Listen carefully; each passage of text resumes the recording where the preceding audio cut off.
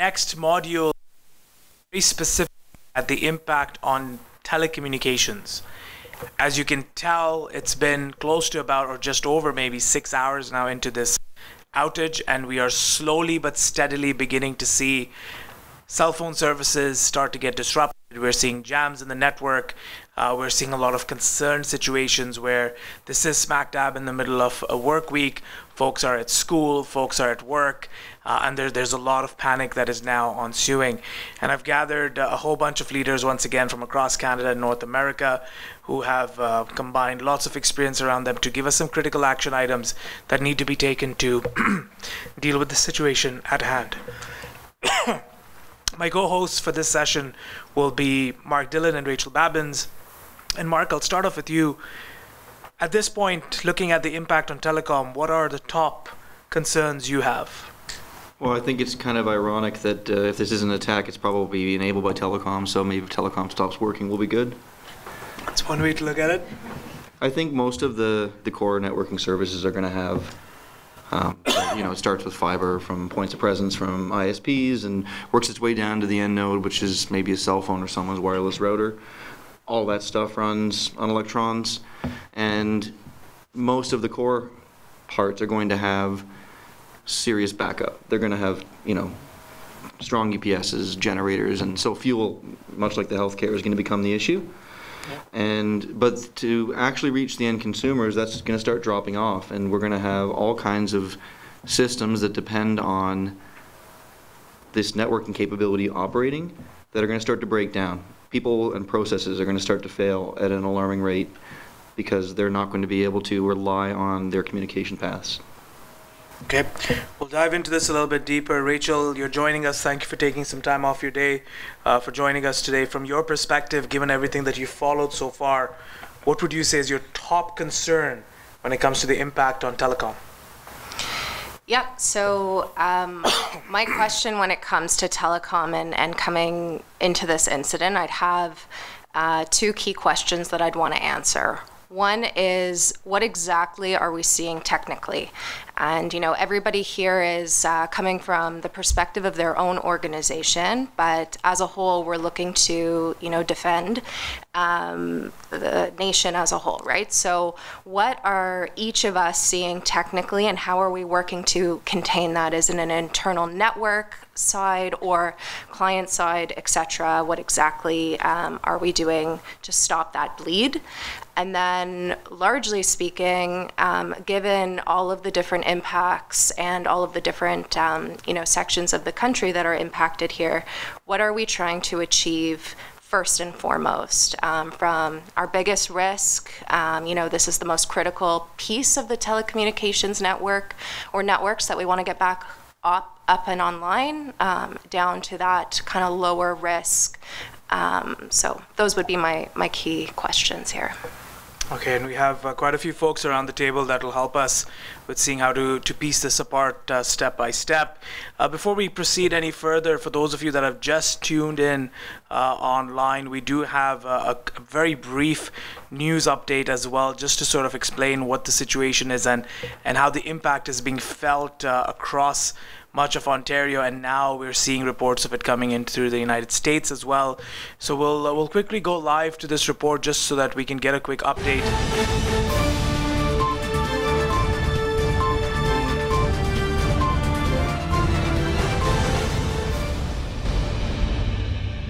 Good evening, and welcome to our special coverage on the nationwide blackout triggered by a cyber breach.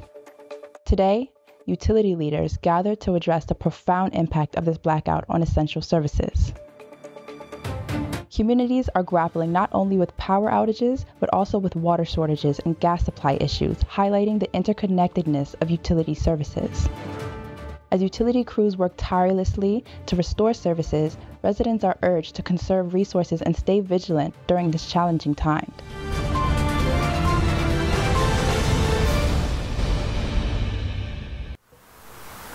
Ali, if I can start off with you. At a time like this, where we are expecting and we are getting reports of concern that telecommunication services will eventually, will start to go down, and we're hearing of widespread outages. Our network maps and outage maps are also reflecting this. in your perspective and in your position, what arrangements need to be made for the appropriate communications to reach out on time to citizens? And I'm more specifically worried about emergency alerts like Amber Alerts, so on and so forth. What do we need to be thinking about at this time? Well, this is going to be one of the most challenging ones, because the reality is that most of the, as we know, the challenges, especially to the public side, is related to their, basically how they are used to receiving the information and the media and all of those areas. Most of the people right now are relying on their digital devices. They are relying on their phones, social medias, and all of those. So when these are down, the reality is that they haven't been in any type of tabletop exercise, the regular people, that they know how to reach out or how to gather the information and all of those. So I think mostly this is going to fall under the government preparedness and the municipalities, each region. They have their own type of crisis management related to the communications when it comes.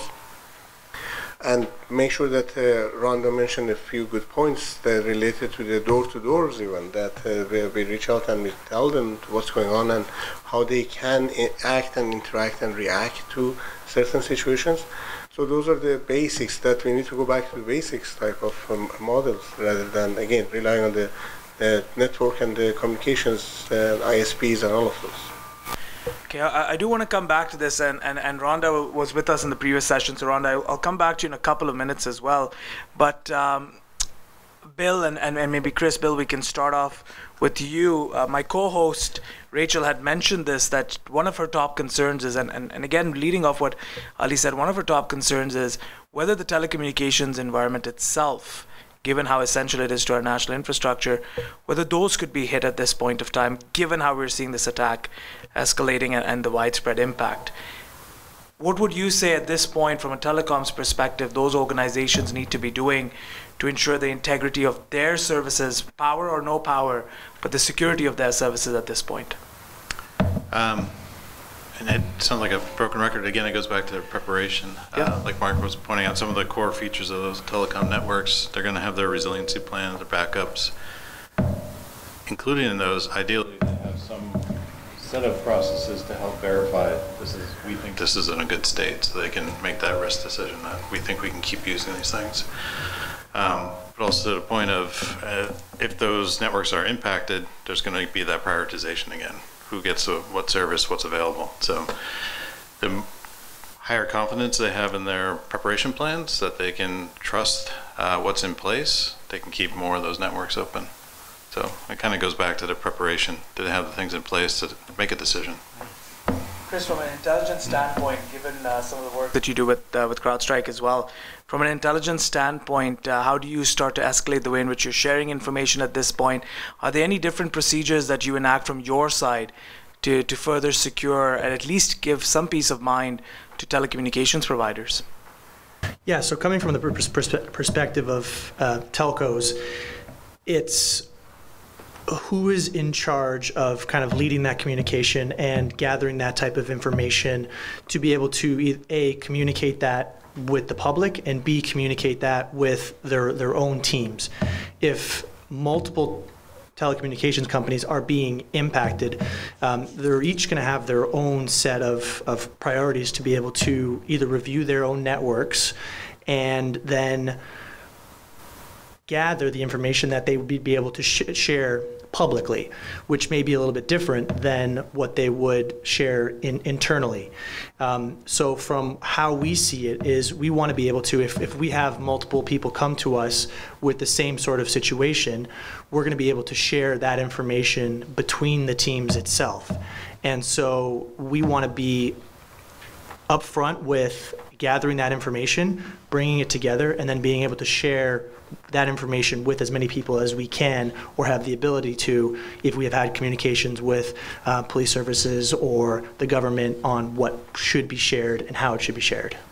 Bruce Bay, please, you wanted to add? Yeah, so I think this has been said in the previous module and now. Based on what we heard in the previous module where we had intelligence on the reconnaissance that was done, that's an indication that this is potentially not a bunch of kids looking for a street cred or people looking for a few bitcoins here and there for ransomware. That we're in the big leagues, we're playing with the big kids, that communication needs to go out to telecoms to say this has happened and this potentially may be the first domino. So being on the lookout, as Rachel said, like this is potentially what's happened to Northern Horizons, essentially potentially the first step in a broader type of attack that is coming down. So building that preparedness within the cyber defense team. Okay. Mark, if I can bring you into this conversation, and then there's a couple of things that have come up around the communications that telecoms are putting out there as well. Mark, from your perspective, one of the things we're seeing now is the telecom lines, regardless who the providers are getting inundated with traffic for those that have power and can still manage. Networks are getting overburdened, they're getting throttled, etc. Should our telecoms environments have been differently prepared for an environment like this, or is this just the exact fallout from a catastrophe of this nature? So I don't think anyone is prepared for something like this. A sustained power outage of this duration is so uncommon. And if we were to consider it to be something more serious than a sustained power outage, if we were to consider this to be a sophisticated cyber attack, which it looks like it might be, then supply chain could be called into question if it's a sophisticated attack. It could be that some of the communications equipment the power company was originally using could be the source attack vector. And fortunately, I would suspect that the telecom world is the most prepared to deal with something like this, because they're a team, their whole staff is a team of experts in this area. And so, but no, I don't think that, I think they're going to be fairly prepared, but I don't think that anyone is prepared enough for something like this to happen. Okay. We've been hearing a few questions coming up about the telecommunications and the communications coming out from the telcos, and we'll bring it up very shortly in terms of who's responsible for what. But I have to ask Shilpa, and thank you for joining us in this session, from a business continuity perspective now. I mean, I've focused a lot on what telcos need to do, and we focused a little bit about how to keep citizens informed, and we'll keep piecing apart at that. Shilpa, in terms of businesses and core operations right now, and businesses besides healthcare having different services that they provide, whether it's in supply chain or whatever, just keeping businesses going at this point, with wireless networks, with internet potentially going down, what are some action items to ensure that employers are keeping staff aware so that they understand what some of their responsibilities are and services are that are available to them? Shilpa? Yeah, I think it's really important to start using the emergency communication channels as soon as possible, whether it's the public alerting system, while it is available, to be able to let everybody know this is coming in.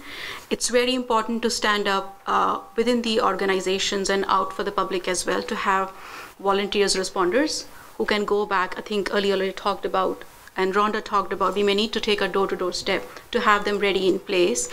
And as we start looking at, I'm hoping everybody has a business continuity plan in place and it's tested, and there are options there to be able to look at alternative modes of communications, out-of-band communication, satellite links if everything goes down. And I think the more the message comes from one key authority who's coordinating everything, it's easier to manage both the employees and the public outside. It's very, very important. The other thing that businesses and general organizations would need to do is prioritize, if this goes down completely, which emergency services are going to get priority. So, police, healthcare, obviously, they're going to be on top of that to be able to stand up those systems well. And there needs to be a common understanding between all telcos providing support that is the way to go. And that's where it comes back to making sure that the communication is streamlined. But having those redundancies in place right now, I think Mark brought a really good point that most of the telcos are prepared for scenarios like this. They would have backup sites in place. They would have redundant infrastructure that they could use. It's more about prioritizing and making sure communicated properly from a BCP and then obviously a DR perspective. Okay, lots to unpack over there, and Rachel and Mark, feel free to chime in as well as I'm noting these action items. If I can bring you into the conversation. So one of the things that has come up in the media for discussion right now with Northern Horizons is their own crisis communications plan. And given what you know about the telecom sector and the potential of services going down, they've created a bit of a matrix in terms of who is doing what in terms of communicating to the public. They have very specific roles, as you can see on the screen, for the spokesperson, for the CISO, for the executive directors, etc. Looking at who all are involved in this, do you feel like this seems like it's comprehensive enough to at least keep the public informed for as long as we have connectivity? Or is there anything from your experience that might be missing in the messaging that is going out, or who's doing what to get efficient messages out in time? So I look at that, and if this is the first time you see it is in a crisis, we're going to have a problem, because that's a lot of information to take in. My recommendation would be, if you are going to make it so comprehensive, which is great, you need to have practiced it multiple times. And people need to know what their roles are without having, with all due respect, you shouldn't have to refer to a chart to know what your role is in comms. You should know this already. But the importance, like, you can't stress enough the importance of effective communication, especially if you think the internet's going to go down, the cell's going to go down. It is going to be imperative to have a public-facing message that goes out and says, hey, this is coming, because there's nothing going to be worse than to plunge people into no comms, because people are going to feel completely and utterly isolated and alone, and it actually erodes public trust in our institutions. So if you know that, if you anticipate that the longer this goes on, the likelihood is that we'll lose all ability to communicate. From my perspective, it's going to be critical to get that out there and say, look, we might be off the air for a bit, you might not hear from us for a bit. Know that we are, working on the problem, working to effectively resolve it. We'll be back up as soon as possible. But to just go into radio silence and people have no idea of what's coming or why everything's gone down is a dangerous place to go. Yeah, I can say this. At this point, we are relying, even our news feeds that are coming in are not from infrastructure based in Ontario. So there's a reliance on infrastructure outside of Ontario at this point. But again, the nervousness is that if those areas get hit as well, then we lose those streams of communication. Rhonda, I'm going to come to you in a couple of seconds, Amit as well. But Jack, I'd like to bring you into this conversation from the perspective that you have. What kind of strategic backup plans, given your perspective from insurance and your knowledge of this space, the telco providers themselves, what should their BCP plan look like, not just for their own operations, but what are one or two critical action items you need to be seeing from them to ensure that they're keeping citizens and our operations top of mind? Yeah, I mean, that's a big question. I think we have to assume that at some point there is going to be that radio silence, yep. Right? We've seen it in various ice storms, even just general power outages, less so in urban centers, much more so in rural areas, where the backup power for communications is measured in a few hours. You're not going to go a day and still have cell phone signal if there's no power. So there needs to be that plan to, like Lena was saying, get out there early. What is the plan? What are people doing? How could they get information if they lose all typical communications? Rely on municipalities and what have you. Where can they go find that information? Make sure that the telcos are feeding those hubs of information. And then, as far as emergency services, I mean, telecommunications, whether it's for healthcare, it's police, distribution, like, what's the backup when the cells go down, when the internet goes down? Are we going back to old UHF, VHF type radios, right? To at least make sure that if someone's in dire straits, so that and then communicate all of that. I think those are some of the key points that we need to make sure, is just assume that this is going to go down totally, especially if it's a sophisticated cyber attack. All right, so let's just put a pause on that. Ali, do you want to add anything to that? I want to. Please go ahead.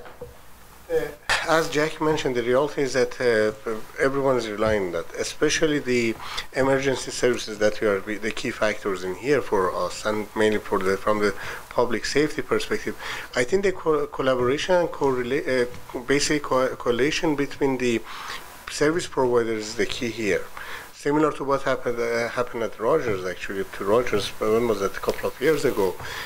they need to have that channel that they can support each other, especially from the coverage perspective. As Jack mentioned, it's different from the areas, so they need to be participating in that. I think that model that they are working and they are supporting each other in case one of them has more ability to open the lines for the emergency services. Okay, Rachel, please. Yeah, I want to widen our scope a little bit because I know that we've been talking primarily about what happens if the availability of our telecom sector goes down, right? And there's been some talk about, backup plans, and in the spirit of thinking about the worst possible situation, what if there aren't any backup plans for a specific item, right? But moving away from availability, what does it mean for Canada if, the integrity or confidentiality of our telecommunications infrastructure is impacted as well, right? Forget, people being able to have backups and have other means of communicating with one another. But what happens if, we've already established this as a sophisticated threat actor. What happens if they're not really going after the availability of our systems, but they're going after, the integrity or, again, the confidentiality of it? Yeah, I do want to come back to that, and Bill and Chris, I'll loop you into the conversation. Amit, if I can, thank you for that, Rachel, very important, and we'll come back to this.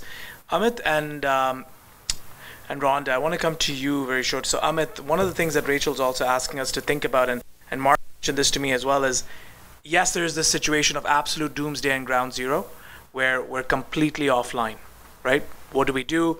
Lena's given us some perspective. Shilpa's told us to get moving almost right away. Now, Amit, from your perspective, and I'm not trying to point at your institution specifically, but there will be at this point, if not already, children that are at school, parents have probably dropped them off, and you are trying to find a mechanism to get them back home safely, or at least communicate with their parents. Now, the obvious instinctive reaction is the parents drive back, but again, we don't know. How prepared are you to have some sort of a manual process, or what action items would you recommend to ensure that when all communications are down, there's some communication that your organization can retain with parents? Yes. Thanks for bringing that up. I would say that from the children's perspective, and thanks, Rhonda, for bringing that up, I think it all narrows down to the fact that we need to have a door-to-door communication of some sort or the other. We need to have so in terms of my personal business operations, we have some kind of a channel management where we assign somewhat of territorial champions. So we assign certain tasks to territorial champions, and they communicate through their network, and they form their own silo networks, whether it's communication, sometimes through phone, yes, but those phones are not available. So then they would reach out to those people personally, and those people would communicate further, and a chain would be formed. I think we need to do that on a much larger and a greater perspective for the magnitude of this attack in a similar fashion, more or less.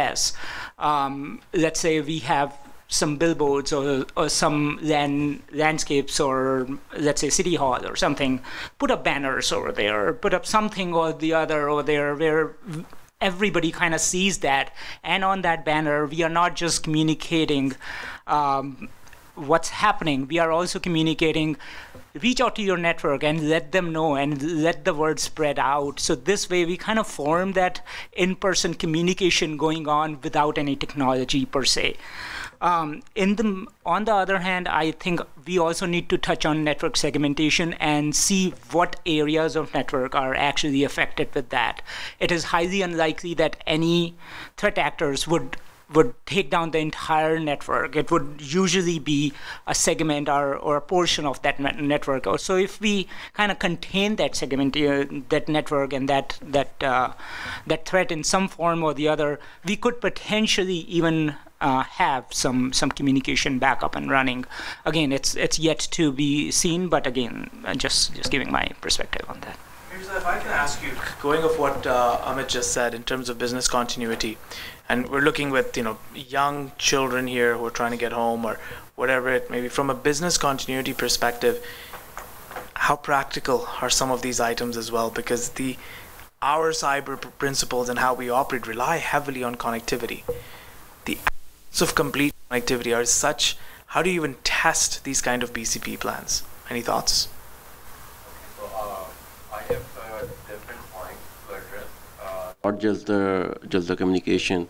We have different. If you're talking about starting from the business continuity, and if we know that Horizon is taking 70% of the Ontario portion, we should have a relationship between the communication and between this Horizon company, because it is the major single organization that caters 70% of the population or the electricity.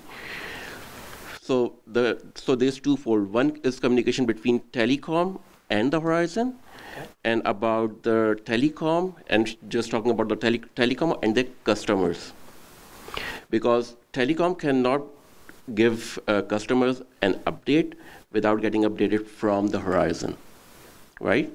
So we need to know, as soon as they know there is an unplanned outage, how long it will be. And then we can communicate before our BTS or the towers dies. On the other side, from the communication industry perspective, if we knew there's something going on, we are not sure when we'll be back, there's always a backup plan about the diesel. That's one thing. If we suspect that we'll go more than 2 days, why don't we go rely on the backup plans like the PST and like the landline phones? There should be one thing, like if it is so critical, why we are abandoning the landline phones? Like it should be there. We should not rely on the Wi-Fi and then I connect my phone on the Wi-Fi. It should be the landline ones. So like the old PSTN network, it should be up and running as a backup, even though it may be cost. I don't know how feasible it is for telecoms to keep it running, but that's the backup plan. You cannot, one thing I cannot even imagine, if you can go door to door and tell, nobody will, out of 10, maybe one will open the door for you. Nine of them will not open the door. They don't know who you are, right? Even if you are maybe neighbors, I may know 1 or 2 neighbors, but not the whole street, right? So it's not feasible. That's like an ideal situation. So when we are thinking about on the practical ground, the only thing that I can think is the public relation. Give out the communication to the customers that, okay, we are relying on the electricity. Once they are up, we will be up. We have this time amount of backup. So I have 3 more points to discuss about the backups. So when we're talking about the backups, we know diesel, we know gas. But why we are not talking about the small windmills? Why we are not talking about the solar panels? Solar panels is a backup plan. It can run up to 4-6 hours in the day, right? It's from 10 a.m. to 4 p.m. Up till now, after 6 hours, right? We can rely on the solar panels as a backup. We can rely on the batteries, like the high performance batteries that may go up to maybe 1 or 2 days. Why don't we rely on those ones just as a backup? And one more thing about the backup is why we are not relying on the satellite then? If you know that there are some critical things, I'm not saying that we can everybody can switch, but I can tell in a crisis situation, we are not 100% functioning. That's fine. Everybody knows about it. We can go 20 or 30% up to functioning, right? From the common sense, we are taking 30% our operation. That's our goal for the crisis management. That 30% will be KTLO. Keep the lights open. Keep the lights on, right? So we have those backups. We have different strategies that we can work. That's up to the industry, how feasible and how financially it is possible to do that. Second thing is about our telecommunication, when we are talking about, okay, we cannot cater 100%, we can go for 30%. Now I'm not sure how, it's easy to say that we can communicate with different industry competitors. Within 4 hours or 6 hours, you cannot make a relationship with your competitors. We can say in an ideal situation that we can go for, okay, I can cover 30% of the coverage, you can cover 30%, like we can divide it into 3 or 4. It's easy to say, but it's hard to implement. If you need, you should have a communication upfront already before we hit the breach, we hit the incident. So it's not like I can go and I can say, okay, let's go, you are from different provider and you are different, and I come after maybe 6 years and I say, okay, let's come together and just share the services. That's not possible. And I think you're pointing to something very interesting. I think Shilpa also mentioned this idea of having, and Amit mentioned having some stalwart bodies, some not-for-profits in the middle, or some third parties that can assist with this. I'd make the argument maybe CRTC has something to add. This is Rhonda. I'm queuing you up, but Mark, I want to come to you on this question because we had spoken about this in preparation. One of the things we did not talk about in the emergency services in the previous session, and I was holding it for this one, is in some cases reports have come in where folks are stuck in elevators, but the elevator phones are no longer working. To your point, the digital connections, and they have let go of their traditional PSTN connections because of it simply being cross-prohibitive. Mark, is this something that is across the board, that these older connections are being foregone because they're very expensive? And shouldn't there have been some sort of legislative process mandating that these connections are in place in places like elevators and senior homes, etc.? Yeah, you're actually going exactly where I was thinking. So I'm kind of coming from this from a completely different place. 2 years ago, we all had a major outage when Rogers was down. Yep, exactly. And 2 years ago, yeah. I woke up and I thought, oh, we must have done something to our network because we've done some configuration changes. And then I look on the maps, it's all the way up to BC. And I'm, oh, wow, I hope that wasn't us somehow. But one of the things that Rachel pointed us towards was data integrity. And so there's this concept, which you're probably all familiar with, called the CIA triangle. It's confidentiality, integrity, and availability. Often it's a pick-two model, but basically, if they're not going after our availability and they're going after our confidentiality or integrity, that has a much more dangerous, long-standing impact. And so you talk about, should there be legislation? Maybe. But what I don't want to see personally is that legislation hitting the telcos, because a utility, for example, sells power. We don't guarantee power availability. We don't guarantee service territory. That's up to the consumer. Buy one type of power from us. You can buy a generator if you're really worried. And I think it's the same story with the telcos. We saw major providers during the Rogers outage where Rogers was their only telco, and so they were just down. And that is really on them. That's not someone yelling at Rogers and saying, hey, build a better and more reliable network. That's their customer saying, why did you only have one phone line? Or why did you only have one internet connection? And so I think if we want to increase our confidentiality and our integrity, that's on the person moving the package, right? And if we really want to increase our availability, that's the same thing. So that elevator company, that building, they chose to move away from something that would be working right now. They chose not to have a backup plan. And I think that that's something that you have to think through. And you're right, it's a diminishing returns model, right? How safe do you want to be? With that point of how safe do you want to be, if anyone wants to chime in, please do, because we've dived into not necessarily an action item, but definitely a criticism of the system as it exists. And I do want to unpack this a little. Rhonda, thank you for bearing with us. I'd like to bring you into the conversation.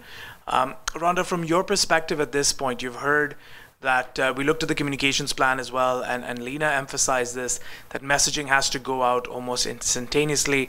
And really, from a municipal perspective, your mayor, deputy mayor, councillors, those that you have immediate access to, would probably be your first ports of call to get messaging out there.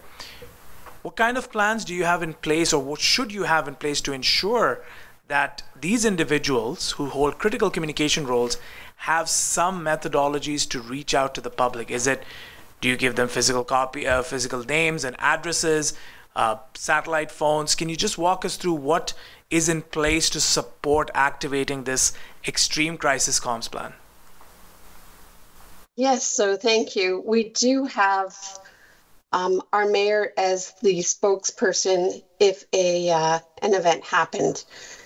And what we do, we have information officers that would be having the pre-canned communications that came out and just tweaking them where they need to. So I think people have said quite a bit today, pre-planning is a necessity, and absolutely it is. We do also have, from our fire and our operations standpoint, they both have radios as backup. So if something were to go down, so if the comms went down, they do have the radios where they can communicate. But, you know, there's been a few good points, many good points, but a few on the just talking in particular about how do you get out to people that don't have their cell phones. So what we would do here is we would set up town hall as a place where people could come get information. But, and I think someone said this as well, we would also have runners that would go out and, you know, go door to door. So we would solicit, you know, organizations that could offer volunteers to us to help go door to door so that we're able to get to the vulnerable population, that we're able to, you know, get information out there and assure people where they can go if they have any questions, because they'll be worried about loved ones that they can't get a hold of. So it's trying to help out in that manner. You know, something that's a bit off the telecom part, but we talked about it in the previous session, was about, you know, critical infrastructure. So at this point in time, I'd also be concerned that, you know, we may want to have people going to critical infrastructure such as water, because I think we had in the last talked about the SCADA system, and make sure that we're also guarding that, and that we have people that have radios that can get out to whether it be police or fire, to just let them know if something is happening in those areas. So really it's about, you know, that life safety and environment as well that we'd be looking at, but definitely having people running out and having messages is critical to have. And we talked about it in some of our emergency management sessions.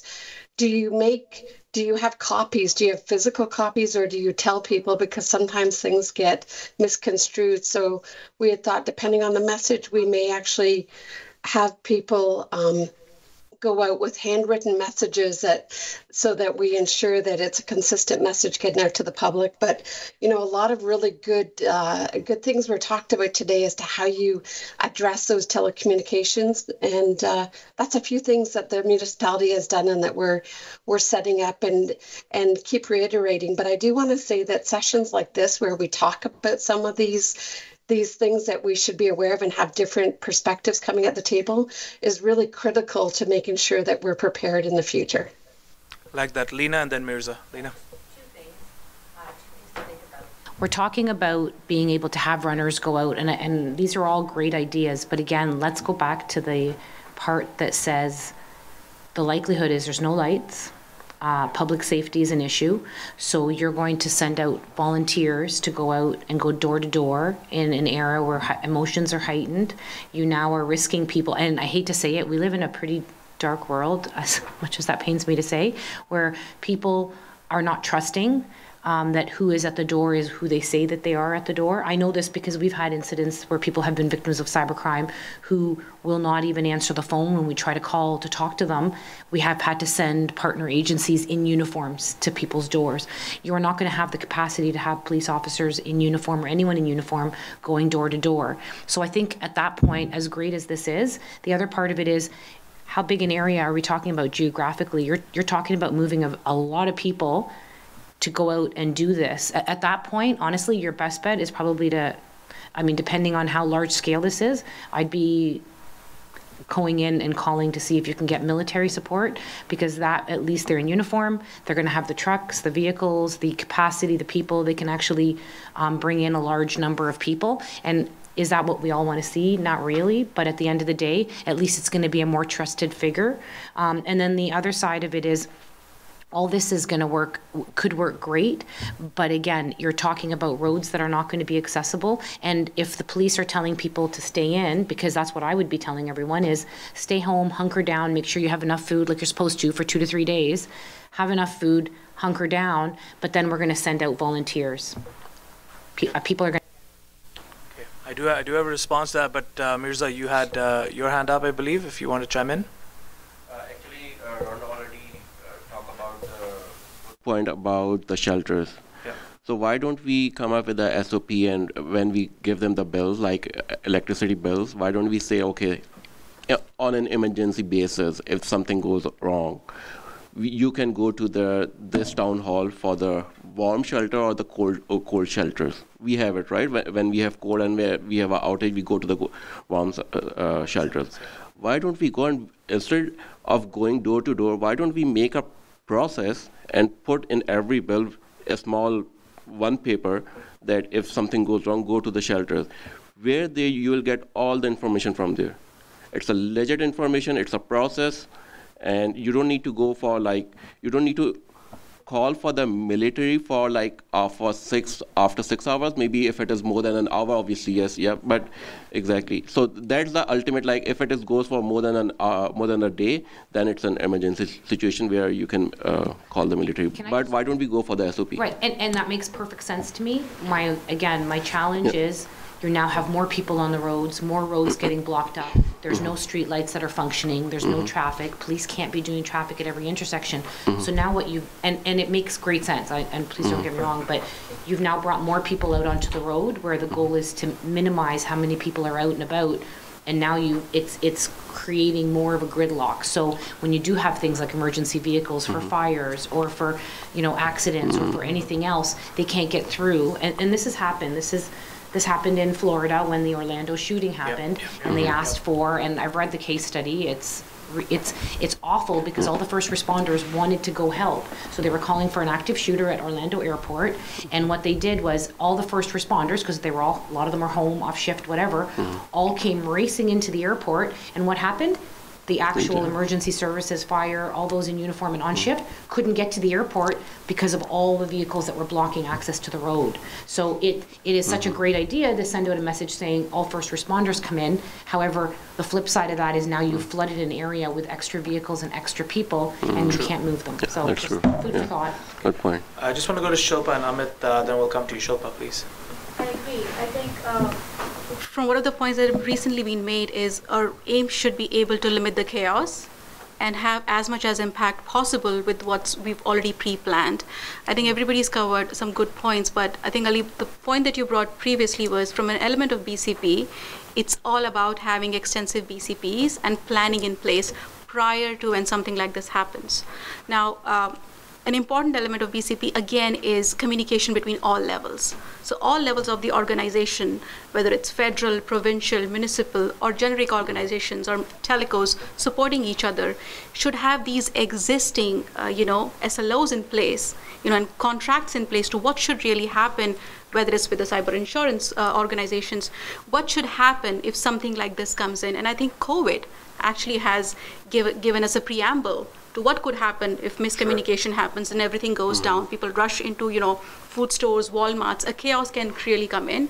So now is the time to be able to go back and look. Have we really learned anything from, COVID? Have we really gone back and updated our BCP plans to be able to rely on, say, solar power or radio frequency or satellite links? If you've not done that 2 years past COVID, maybe right now is the time to start questioning and doing those things and making sure within at least the government levels, they don't have to make it public, but there should be some way to impart confidence to the public at all levels, is that there is resiliency in place. They don't have to publish the results. Yes, if something like that happens, we are resilient enough to be able to bounce back. Now is the time, and I think we've discussed this in the previous sessions as well. We need to obviously learn from our partners, in the US, and able to have those partnership in place, especially in terms of Ontario. What happens if the whole Ontario network system goes down? Who do we really rely on, right? So those are the things that we need to keep in mind, including having good communication between all telecom providers from now, rather than doing it at the time of the emergency. Yeah, and I think what you're pointing to is bringing all the telecom providers together, as Mirza and Rosbel also alluded to, is quite a task, but it's something that maybe not be an action item for today, but thinking forward, it's something we need to consider. Amit, we have about 7 minutes left. I'll go to you, and then I want to just touch on one more topic before we take some actions. Thank you. I had similar thoughts as what Shilpa had, and I think she brought a very good point. One question that I want to ask is, what if our telecommunication was not working and we had to go in a lockdown? How do we go in a lockdown? What is our communication standard? I think if we start thinking in those with that perspective, I think we can bring a lot to our table at that time. I mean, how do we start communicating? We have to put the whole world down into lockdown. How do we do that without communication, right? If we start thinking, I think we can come. And I think we also need to kind of prioritize based on critical infrastructure, what falls within the critical infrastructure, kind of segregate that and have some entity who only manages the critical infrastructure. Then we go to geographical locations and only manage the geographical leads. And then we go to, for example, the Prime Minister's office or President's office and all, and the ministers who are basically essential for any communication or any changes to be brought about, and for basically the whole governance model. So we need to kind of segregate that governance model and put some kind of a put some kind of a leadership above that who is going to manage just the governance model of it. And if they all are communicating together, we don't need to put those SOPs in place. As long as these all are communicating together, then we have created a quite redundant infrastructure in place, a backup plan and BCPs in place to kind of tackle all the areas in some form or the other. And as long as communication is established between these silo leadership models, I think we can tackle it pretty confidently. Fair enough, but I really do. Lisa, do you want to add something to it? Please, yeah. I actually like your idea of sending out a messaging in advance, but maybe it doesn't have to be messaging of go to somewhere, but maybe it's simply messaging that in the event of a massive, like every community has these great ideas on their websites, which I really like, about emergency preparedness and being ready for 2 to 3 days, but maybe something like a massive power outage is something that these are the things you do and communication will come to you, but hunker down, but just again, it all goes back to planning and deciding what you're going to do or how you want people to act in advance of the crisis. Okay, Ali? I think the biggest challenge is going to be unifying the message, because we can have a false news. As Nina mentioned, there might be bad actors also trying to take advantage of this situation in the societies and the community. Perhaps if we can define that basic sole source of information that is going to communicate and pass the same message across the board to everyone. Whether it's going to be, we said that there are so many challenges with door-to-door, even within the neighborhoods, if we can prepare, let's say even those advertisement signs, that they can rely on them and they can pass the message to but they need to all be unified. The message should be the same for everyone across the board. Otherwise, it's going to create a chaos within the society, because they don't know what's right and who's telling the truth. Yeah, given the situation that we're in, there's a lot to factor in. Chris, I want to come to you, and then my co-host will provide us some closing comments. Chris, as Rachel had mentioned, one of her biggest concerns right now is, as we're dealing with this, we're still not out from a telecom perspective. We do have at least 3 to 4 days of backup power, at least for a good chunk of the urban core. The rural areas might already be suffering some service outages. But how do we ensure, from your standpoint, that the integrity of our telecom systems right now, from a cyber perspective, what would be your top action items there, just to ensure that while this attacker, we don't know, could be moving laterally, could be moving into other areas of our national infrastructure, what are some critical items that you would do to ensure that our telecoms at this point are maintaining some level of integrity in their services? Yeah, so from the perspective of the telecoms, it's about what and how they've collected in terms of the data surrounding the incident itself and what they've kind of communicated to the response capabilities, whether that's from a CrowdStrike perspective or another company that they're working with to bring that data together, we need to basically have this whole coordination of the incident of who's reviewing the data, who's collecting the data, how is it being sent to whatever incident response capabilities we have in this situation, and a plan needs to be in place to communicate that with the incident response provider in order for them to leverage the capabilities of them to review that data. If they're just assuming that their networks are clean, everything's back and running, and that the main goal is to get the telecommunications up suddenly, we need to essentially review that data. And there is going to be a little bit of a time, a little bit of a lag to review that and ascertain whether its integrity is still there. But it just needs to be that communication between the telcos and the incident response firm on that typical incident. And if that communication is not taking place at all, then there's going to be a little bit of a struggle to actually verify what data is available and what the integrity is of it. If that takes X amount of time, or there isn't a plan in place, or there is miscommunication with that, it's going to affect the availability of that data. And they're going to run into situations down the line whether telecommunications may be restored, but then we might have issues further down the line as well. So it's about the communication, it's about how that's all being coordinated between everyone, and bringing that to actual fathomable takeaways will be the key there. Yeah. Rachel, you were emphasizing this problem of integrity of our telecom services. Curious from your perspective, how does threat intelligence sharing, how can we maximize some of the resources we might have available to us in the Canadian context? Any thoughts, any action items you can leave us with from that perspective? Yeah, so when it comes to, integrity of our companies, integrity of our data, sort of, if we look kind of from the perspective outside of the company, so our backs are kind of to the company and we're looking out into the threat landscape, that is where I would leverage, threat intelligence vendors, threat intelligence professionals to try to understand what is it that the threat actor here is trying to do? What do we know about the threat actor? Where have we seen, other cases of this? Where do we see commonalities between what's happening here and, what happened in another geopolitical context or in another sector?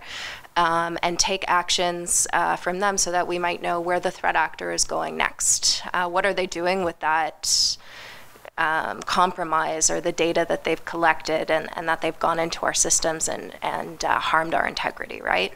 On the internal side, when you're a company and you're trying to decide, is my company secure? Can I tell my clients that the integrity of their data and the integrity of services that I'm providing to them is completely secure? Again, it goes back to what we talked about at the beginning, where, what am I seeing technically unfold in front of me? What is the telemetry telling me, not just in my own company, but, in my partner companies? And what is the nature of the threat that's potentially spread laterally from, an outage, from a third-party supplier, a software, whatever it is, into, my company and then beyond, right? So those were some key things I'd think about. Shilpa, quickly to you, and then 2 minutes to Mark. I think one thing I wanted to add, good point on threat intel sharing. I think cyber diplomacy is an important aspect, whether it's within internally in Canada or outside with other organizations. If we set that in place right now, we would be able to see how others have responded in similar situations. I know at the municipality level, the city started doing something, City of Toronto, a couple of years ago. I think it's still in place, but that's a cue to be able to see. We should be sharing those threat intel to be able to act in the time when we are not really prepared and something like that happens. I like the term cyber diplomacy, and that's a critical takeaway. Mark, I'll turn it over to you for the last 2 minutes, your summary of the main action items that we should be moving forward with. Yeah, this was a great session. The main themes I saw was acting early with communications. I think that's really important. I think some planning, like an ounce of prevention, is definitely, this whole discussion was about that. So anything we can do now to help our customers or communities be prepared for an if is to make a simple plan and communicate it frequently. I like the idea of sending something out proactively, actually, a when this happens newsletter kind of thing, and maybe attach it to the essential service that it goes with. I think that's a great idea, and I've never seen that before. I'm not saying it doesn't exist, I just haven't seen it myself. I also was thinking about the idea of interdependent versus closed ecosystems. So the idea is that if you have infrastructure, critical infrastructure that is so essential that it just cannot cease to operate, it's probably worth investing more than we're investing in it right now. And this is like a civic planning problem more than anything else. But if we had a situation where we had a, so some municipalities, for example, if they lose power, they stop pumping water right away because they do on-demand pumping versus having towers. And I think that it's interesting when we talk about telecommunications, because if your message is really important, that A, it's accurate, so integrity, and B, that it gets there, you probably need to invest more than we're investing in that right now. If Bell is the train tracks and you're going to ship something on FedEx versus run your own car, versus run your own car and also drive something else on the highway at the same time, check the integrity against each other on arrival, these things are not inexpensive. We're double, triple, 10 times the cost to protect integrity and availability. But I think we need to measure analysis again to the ticker at the top. Maybe sometimes it's worth it. Mark, thank you very much for that, and thank you everybody at the table for joining me, and for those that are watching online. That brings us to the end of Module 3B. We'll have a quick session with around city emergency response plans coming next, and then I'll join you in about 20 minutes for some closing remarks and key takeaways as we go into the end of the first day of this breach. As you can see, the impact is increasing, and I hope in the next few sessions to give you some key takeaways to take away for the day. Thank you all for joining me. I appreciate your time, and we'll see you shortly.